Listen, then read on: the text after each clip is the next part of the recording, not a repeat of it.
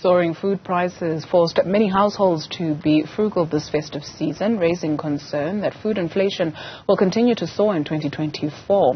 And this is the latest food basket data from the Pietermaritzburg Economic Justice and Dignity Group that was released last year that is suggesting this. It showed that pantry essentials and vegetables continue to surge. Yes, indeed, vegetables continue to surge. Business reporter Ntokozo Khumalo joins us in studio now to take a look at this. Ntokozo, what on earth is driving food inflation in South Africa? Good morning, Dudu. Well, it's a combination of things. And I think before we start the conversation on the drivers, it's just to look at where that core inflation has been over the year and remaining stubbornly high. And that's despite us seeing those food prices globally actually dropping and retreating from the high seen in 2023. And of course, that was driven by some of those supply chain logistics issues that we saw from the COVID-19 pandemic. So in November last year, headline inflation actually hit. That was the last print for out of the stats to say. It hit 5.5% from 5.9% the month before. And that was largely driven by food inflation. And some of the factors there, according to Stanlib's chief economist, that's Kevin Links, it's a combination of a weaker rand, load shedding, the need for producers and retailers to really restore some of those profit margins, as well as the deteriorating infrastructure. And we are still on the back foot of at least three of those factors. Load shedding came back from holiday with us. We are seeing those stages come up again in this new year.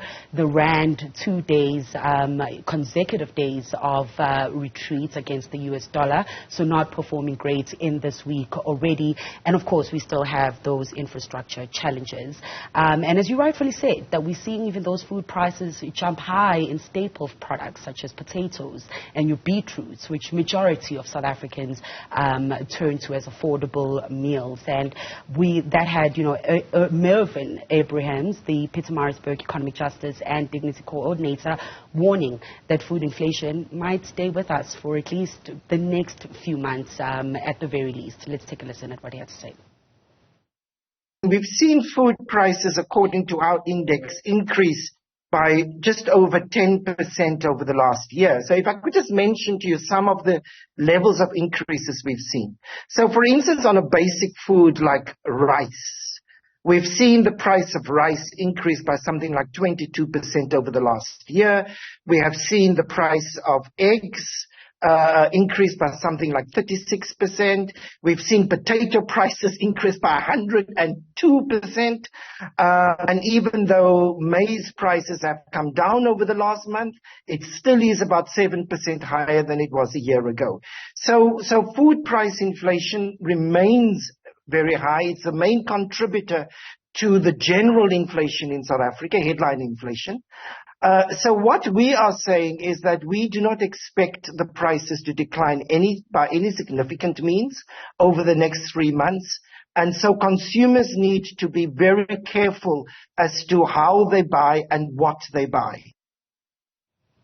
So, Dudu, as you heard there from Abraham's, really a long list of products that have increased. And if we see at that food prices graphic that can be pulled up from mid-year last year, the price of onions up more than 50%. We know we need onions to make most of our daily meals. Soup powder up 20%, white and brown sugar up 20%. So consumers there not even having, that choice of a cheaper alternative. So really, couple of months still probably to be tough for retailers and consumers. So in 2020, there were a number of retailers, or rather the Competition Commission was looking into some retailers because you remember the price of ginger went up, the price of lemons went up, and those are some of the things that we were told we need to take because they're good for you, but those prices were manipulated.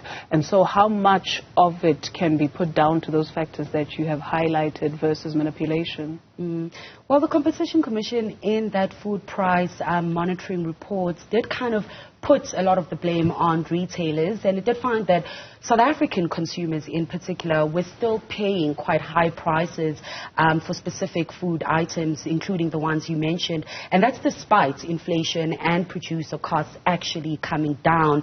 And this was all happening while retailers were continuing to grow their profits. So that's where some of that concern was coming from, is global retailers seem to be bringing their prices down, but South African retailers still having their prices high and making that profit. But the retailers did push back, saying that they fingered load shedding as the main culprit, eating away at margins. But we can see, at the graphic that shows those retail margins that retailers have been making just before COVID and when comparing to now in 2023, and they've remained, pretty level, showing that retailers are still maintaining their profit levels. And Abrahams did offer consumers alternatives if, they're struggling to keep up with those rising prices at your traditional retailers, and that option being to perhaps start buying from the informal sector.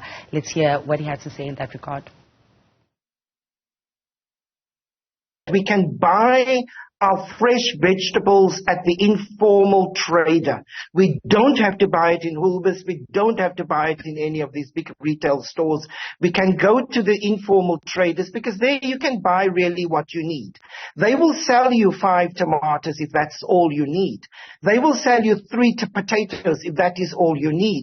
And in fact, what you're doing is you're putting money into the informal economy, which is really where most of South Africa's poorest people are living at the moment. Festive season spending? Well, there was an expectation of a lot of spending, like that expectation for Black Friday, over 200 billion rand. Same as for the festive season. Wonga's 6th annual summer spending survey expected South Africans to spend about 224 billion rand during the festive season.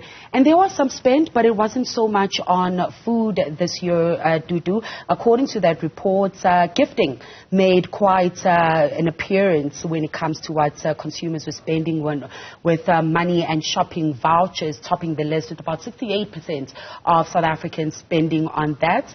There was a notable shift on travel. Only 21% of those surveyed there indicating that they'd be traveling over the festive period. And of course, affordability being that rising key factor, that even if they have traveled back home, they do find themselves having to spend a lot more when they do go out there. And the reliance on savings also decreasing over the period, with only 37% of people having, those savings to use on festive expenses. That's down from 40% in the previous year. And 4 out of 10 South Africans, surprisingly enough, were depending on a year-end bonus to be able to take care of those expenses. And we did see an increase in credits and loans, up from 27% to 32%. So a lot of consumers also using credits for their festive shopping. But the trend seems to point to people really using that gifting, buying arts and craft to make their own gifts over the festive period for their loved ones. So a shrinkage of spending, but we are going to get that data probably a little bit later on in the month and in February, just a true indication of the kind of spending that we saw over the festive period. All right, Ntokozo Khumalo, thank you. Let's take a look at this.